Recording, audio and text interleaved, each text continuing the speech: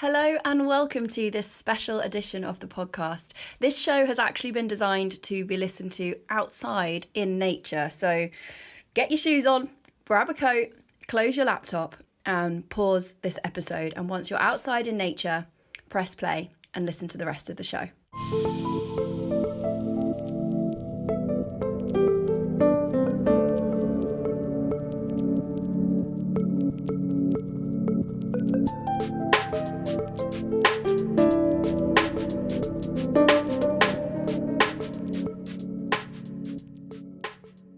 Hi, welcome back. I hope that the sun is on your face and the birds are singing and you are out enjoying nature.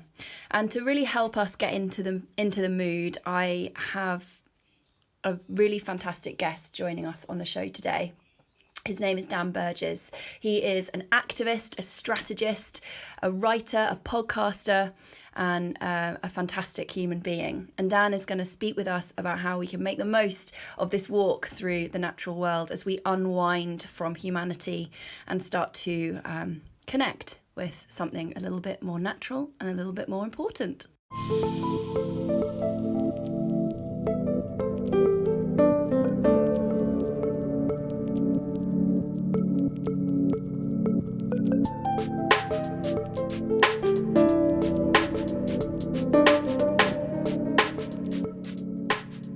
Hi Dan, thank you so much for joining us on the podcast. And for those listening, I'd love to give you a moment just to introduce yourself and talk a little bit about who you are and what you do.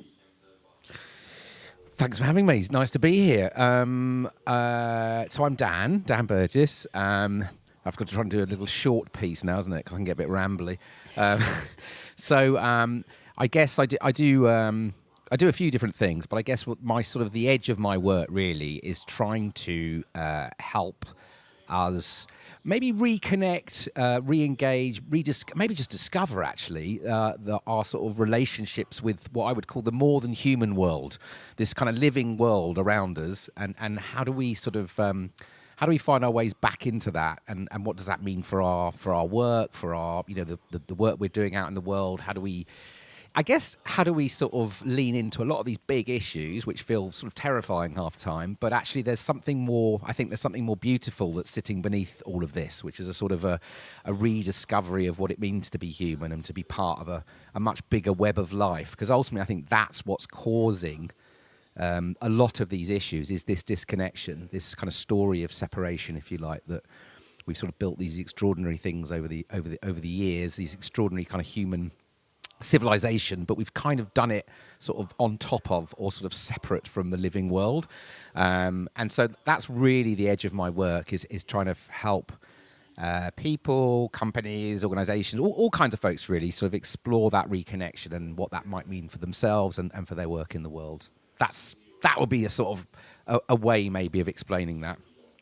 And the good news is that everyone that you're talking to right now has disconnected, right? Everyone is out. If they've done as they're told, everyone is now away from their desks, away from their screens, walking in nature. So let's help them disconnect a little bit. Let's help them reawaken that sort of sensory human being that's been hidden under so many layers of concrete. How should everyone listening make the most of this opportunity to get back to nature? Well, turn your phone off. That's a good thing. At the end of the podcast. Yeah. I mean, try not to fiddle with. That's the big thing, right? A lot of this is how do we start to, wake our senses up, because we're sensory beings. We are sort of humans, are real sort of sensory creatures, and we have all these extraordinary sort of what I would call human technologies that we've been developing over thousands and thousands of years, which allow us to sort of sense and feel and navigate this extraordinary living world. But what seems to have happened to many of us, with our shift to these more sedentary ways of being, our shift to sort of being in offices and in front of screens, and is we've sort of, in many ways, we've kind of deadened our senses. We're sort of facing forwards most of the time. We're looking a lot of the time, and we're kind of shutting down a lot of our other senses to kind of to feel our way into the world. So I think a good place to start is trying to wake up these senses. And so, if you're walking out into wherever it is you live, some of us are lucky. We've got access to lots of kind of, let's call it, I don't know if we can, I don't know, we haven't got much wild space, but we've got, if you're in an environment where there is, there's a lot more sort of more than human life, whether it's a wood or a park or a river but somewhere, try and head for somewhere where, the kind of the sort of, let's say, humanness is in the minority, if you can. I know it's hard if you live in a big city. You might be going, wow, where do I go? Try and unravel some of the human noise around us. Yeah, because we've got layers of it going on. And so I guess the first thing is, how do you start to notice these kind of layers of this constructed world, if you like, that we've built as humans? How do we start to sort of notice that and start to let it go a little bit? So sort of starting to tune into your more animal ways of being and sensing the world. So it might be finding a spot to go and sit in, which is the sit spot, which we could talk about if that's interesting. Or it might just be, some of us need to move. Some of us can sit still, but sitting still, I think, is a good sort of practice to maybe get into. So it's sort of finding a spot, which could be, if you're lucky enough to have a garden, it could be in a garden. But if you can, as I say, try and find somewhere that allows you to, go somewhere maybe that's not as familiar to you, but that you're drawn to. That would be the sort of the first request. I heard you say once that nature's always flirting with you. That's right. Well, you see, if you can get into that mindset of like trying to let go of our sort of distracted, monkey chatter mind and sort of open yourself up and just start thinking, okay, how do I start to notice other life around me? And if you start to look as you're walking, and maybe you might be in a park, or you might be in a wood, or you might be by the river, or whatever it is, just start to walk and just start to open up your awareness, start to sort of tune in at things. It could be things to look at, it could be senses, it could be things you're hearing. And sometimes, often, the natural world will flirt. Something will attract you, and that's a really good signal to sort of follow. So if something catches your eye, or a sound, or even a smell, or something, then maybe allow yourself to be drawn to that spot, because maybe that's a good place to start. This time of year, one of the things I love most is the sound of leaves hitting the ground. Because it's kind of like rain, but it's actually quite a lot stronger. And it's got this kind of crunchiness to it that's just so delicious. So, I'm going to be listening. Yeah, exactly. And you've hit on a good thing. It's like, again, sort of our sort of busyness, in our sort of busyness culture. We might still be running around frantically working on projects, pitching, doing stuff for clients, whatever it is we're doing. But actually, like you say, if you look out into the more than human world, what's the natural world telling us? It's telling us to start letting go. It's telling us to start slowing down. It's definitely telling us to start slowing down. And yes, there's a letting go that's really starting to happen now. When you look around, you'll see. I mean, it's actually it's a dying process, which is going on.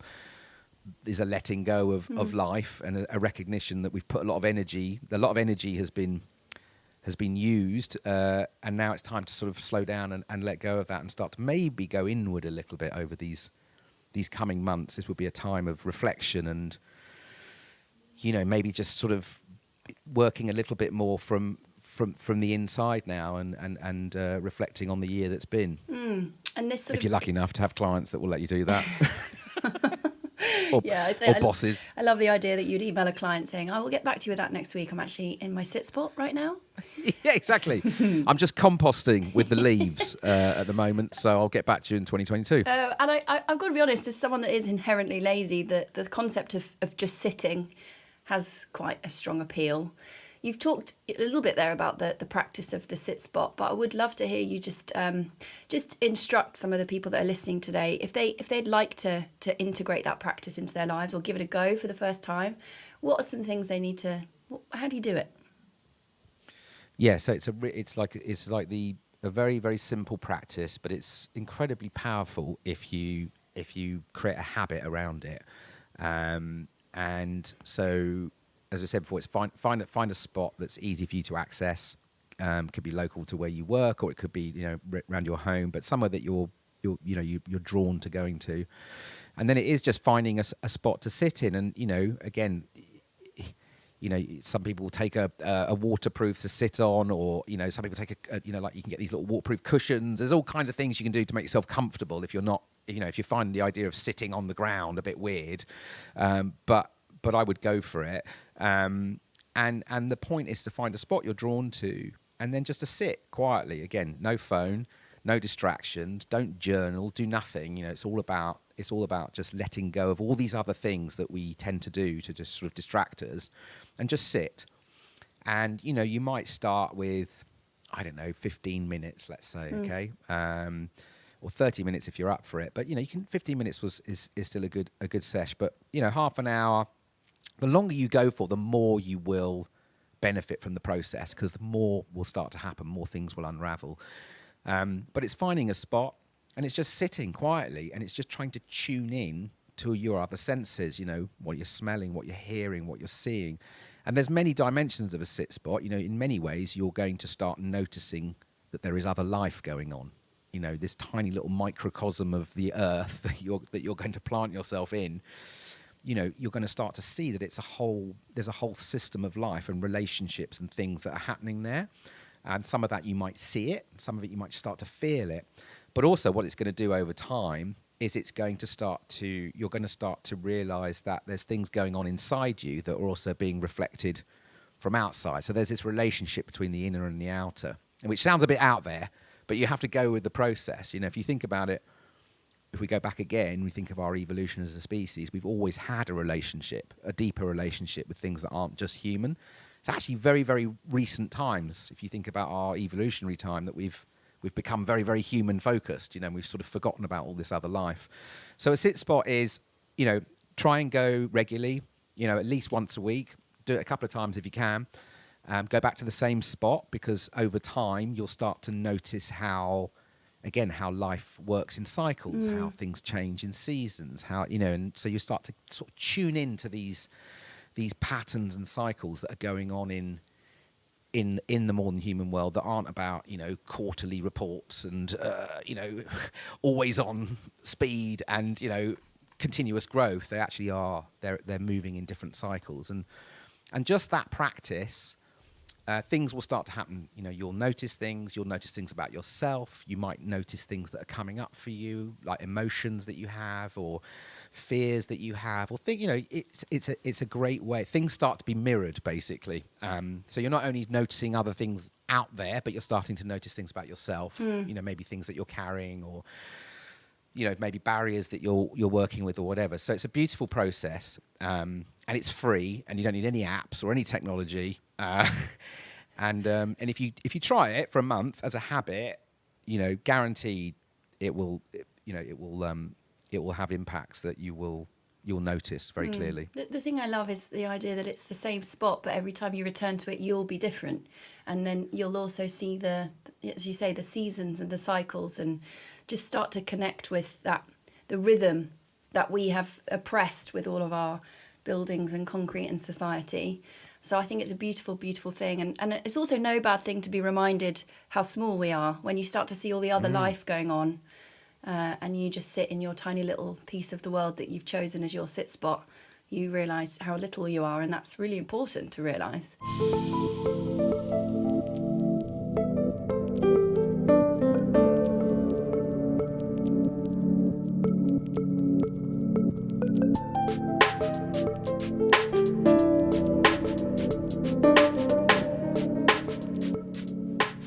Chatting with Dan and hearing his really down-to-earth and simple approach to connecting with nature, it's such an inspiring way to look at things, and it's really made me think about the role that I can play professionally as well as in my personal life. Our industry, the advertising industry, has such a huge role to play in protecting and preserving the natural world. And in my mind, there are kind of three key areas that we can take action. The first is around promoting environmentally positive solutions. You know, when we run an ad for electric vehicles, or when we promote more meat-free, more sustainable diets, like that, those new ways of living are driven by advertising, right? Advertising is the architect of desire. We shape society, we shape consumer demand, and we can help reshape society to be greener and more positive. And I think the work with Change the Brief in particular, and the work that Purpose Disruptors are doing in this space is a fantastic way that we can constantly challenge our clients to really interrogate how they are shaping society. And the second key impact that we can have is what our advertising funds. You know, advertising has this sort of inherent value exchange that is sort of written into our contract with society. Our ads fund journalism. Our ads keep the internet free. And actually, you know, with COP26 just behind us, it became so apparent how important journalism was in holding truth to power and keeping our politicians accountable. It was really telling that many important news publications, including The Economist and the Financial Times, they made their coverage free during the time of COP26 because they knew how important it was for that information to be freely accessible. And our advertising is a way that information is free, and that climate journalism is funded. And on the flip side, of course, we can make sure that our advertising doesn't monetize climate denial. I think the policy changes that YouTube have put in place around making sure that you can't monetize anything that contradicts climate science, you know, it's a simple step, but it's a really, really important one, because what our ad dollars fund is what eventually reaches the consumer. And I guess the final one, the third area that I think our industry could really interrogate, is the carbon footprint of our advertising, the impact that our own actions have on the planet. And this is an easy one to overlook because, you know, so much of advertising runs on the internet, which is this ephemeral, untouchable thing. But actually, the internet has a higher carbon footprint than the airline industry. You know, the internet is actually a very carbon intensive thing. And of course, programmatic advertising runs across all of it with huge computational power in every one and indeed every lost bid in the programmatic exchange. So, you know, at Goodleap, we've been doing a lot of work to understand the carbon cost of advertising, and that has led us to not only carbon offset all of our own Goodleap adverts with our Watch to Donate and Engage to Donate products, but we've also integrated that methodology into the Green Ad Tag, which is a really simple little 1-by-1 tracking pixel. We're calling it the viewability tag for the planet, and it just enables brands to append that pixel, and then they can measure their carbon emissions in real time, and they can ensure that their entire campaign is carbon offset. So it's been a really interesting journey for us as a sort of ad tech company, understanding what our impact is on the planet. And let me tell you, it has been a Pandora's box. Like the advertising industry has a huge role to play, and we've got a lot of responsibility to clean up the supply chain. And that's why Ad Net Zero and the work of the Advertising Association is so inspiring and important. So I hope that's a helpful reflection on how we can take some of the really inspiring and practical lessons from Dan and then apply them when you are back at your desk, when you are back in front of your screen. You know, there are also ways that our job can have a fantastic impact on the planet, as well as, you know, some of the more personal, introspective things that Dan mentioned.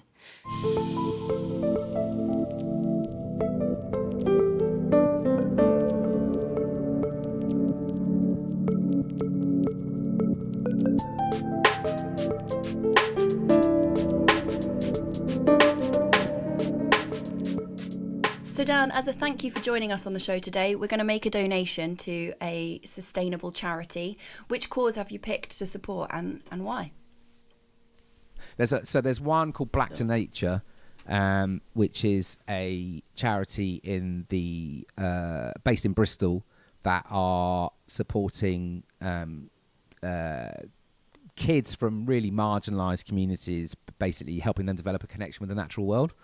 Beautiful. And so yeah, and so the girl who started that, actually it was the last episode on my podcast, Maya Rose. She's called Bird Girl. She's like a sort of she's half sort of British Bangladeshi, but she set this charity up really to sort of try and tackle the fact where are all the black and brown kids in natural environments and stuff. So I thought that might be one. Isn't it so sad that nature has become a privilege?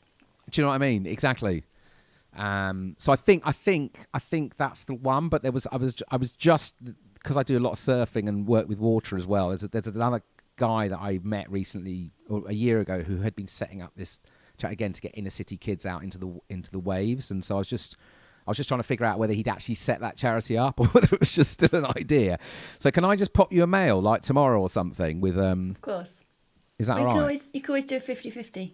That's true. I couldn't I? I could do like, what is it? It's 500 quid. Yeah. Oh, great. So I could always do 250 quid. Yeah, I could do that, couldn't I? Yeah, So yeah. I'll follow you up with a mail.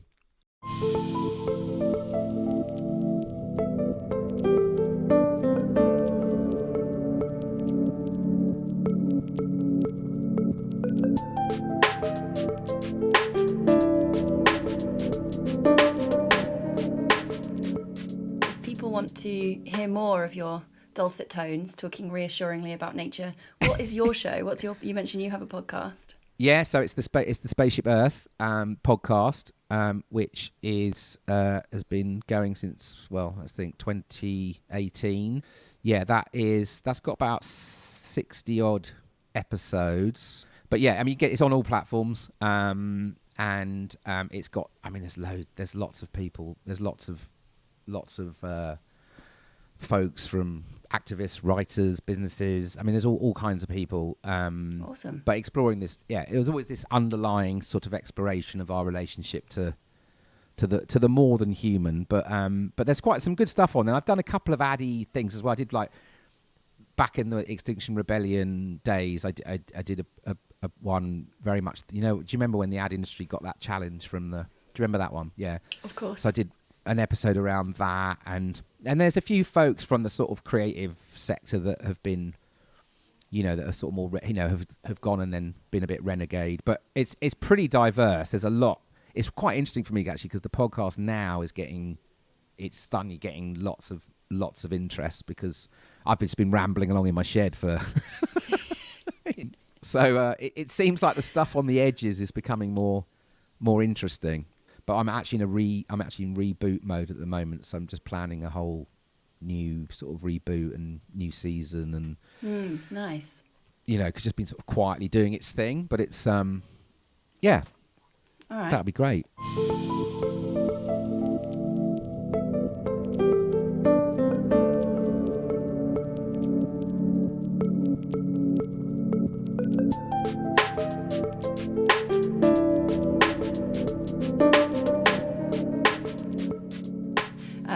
And that sort of brings me on to the final thing I wanted to discuss, really, is sort of how tiny and significant we are, but how we have a huge responsibility on our shoulders as a species. And you mentioned at the beginning of this conversation about how some of the stuff around the climate crisis can feel quite scary and off-putting, and I think it's fair to say a lot of us feel a lot of anxiety about it.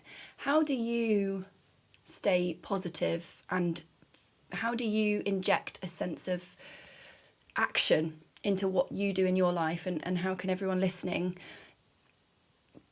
make some small changes or change their perspective to help sort of approach this climate crisis with a bit more positivity and a bit more action?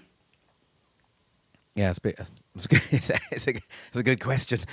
It's a biggie. Well, I think actually just bringing it back to what we've been talking about, I think the more we're able to understand that we're part of this extraordinary web of life, that we are just one part of it, the more we start to understand all these relationships that are happening around us that are actually co-creating the conditions. So this is a very creative process, life that's going on. There's a lot of relationships and participation and cooperation that's going on all the time to create, the things that we depend on to live by. And I think there's something about the more you start to notice that and understand this extraordinary interdependence that is going on, this interconnection, if you like, I actually believe that not only fuels you, you know, your internal capacity to sort of to be able to face into complex stuff, uncertain stuff. I think it builds a sense of a resilience, if you like, and more of a sense of purpose. But I also think it opens up our imagination. So I think one of the big problems we face with the climate crisis is it's because we've become so disconnected on many levels, not just from the natural world, from each other, from, you know, we're so divided right now as a sort of culture. And I think a relationship with the living world creates capacity for imagination as well. And I think we have a depletion in imagination, in our imaginative capacity, sort of culturally. I think we're quite limited of what we think is possible. And almost, I think we also, you know, if you take out COP, it's almost a sense of, again, what is possible within the current system. You know what I mean? It always feels like we're limited about what we think, where we think we can go next. Yeah. So I think this building a relationship with the living world not only helps you to deal with, you know, facing into things which can be fearful and difficult to understand and difficult to deal with, but also it builds the resilience, but it also, I think it starts to open up your imagination to what might be possible. So I really think there is something very, very simple around building this relationship with the living world. But also, the only thing I would add is, because I think also, how do we build more open sharing as communities? So we're all carrying around a lot of fear and a lot of around what is going on. And I also think alongside building a relationship with the living world, how do we deepen our relationships with each other so we listen more to each other, we're able to understand the fears that we're all carrying, the complexities we're all dealing with, because there's so much tied up in all this stuff. You know, all of our identities are tied up in our jobs, and you know what I mean? And there's a lot of stuff that's being rattled. So I think we need to both create spaces where we can all be heard a bit more, or where we can share a bit more.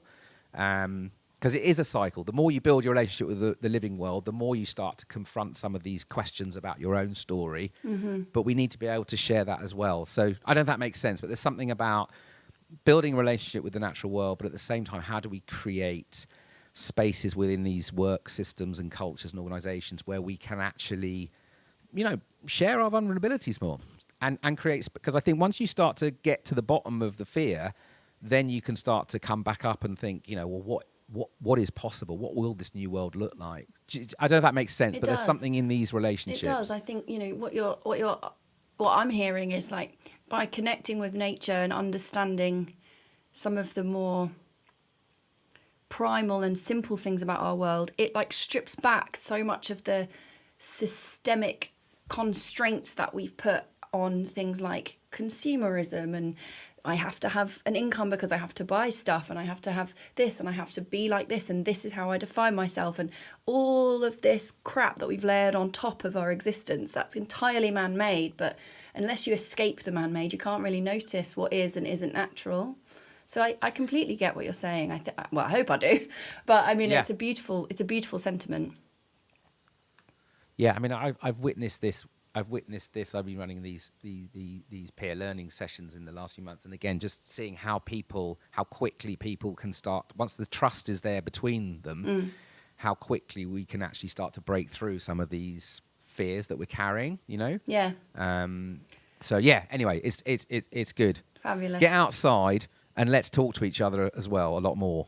Yes. About what we're scared of. What I love about this conversation is that there are two very simple, clear things that we've given for everyone to take away. Go have a sit down and then talk to people about it. Exactly. What a perfect place to end. Well, for everyone listening, I hope you have a wonderful walk. Turn your phone off now and just listen to nature. And Dan, thank you so much for joining us.